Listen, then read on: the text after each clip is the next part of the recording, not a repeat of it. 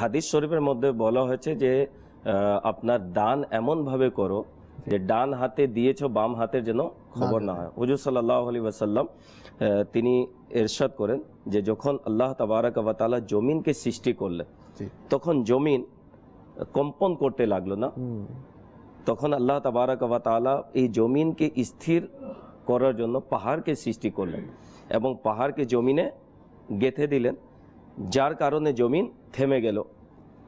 এটা দেখে ফেরেশতারা আশ্চর্যিত হয়ে আরজ করলো, ইয়া আল্লাহ আযজা ওয়া জাল, পাহাড়ের চাইতেও কি বেশি শক্তিশালী কোনো বস্তু তুমি সৃষ্টি করেছো? আল্লাহ তাবারাক ওয়া তাআলা ইরশাদ করলেন, হ্যাঁ, সেটা হচ্ছে লোহা।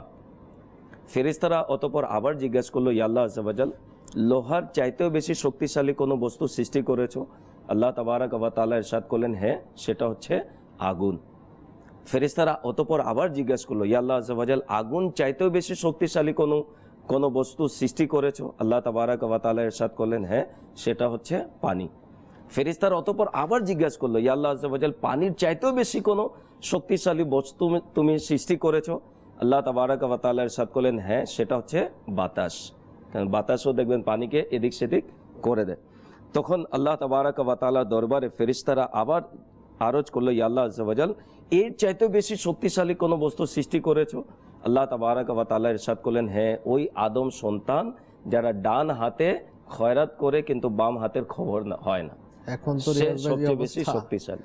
কিছু লোক আছে, আলহামদুলিল্লাহ, সবাই এরকমের না, কিছু লোক এরকমের এখনো আছে যাদের মধ্যে এই যাকাত দেওয়ার ব্যাপারে যে ইখলাস প্রয়োজন এরকমের ব্যক্তিও পাওয়া যায়।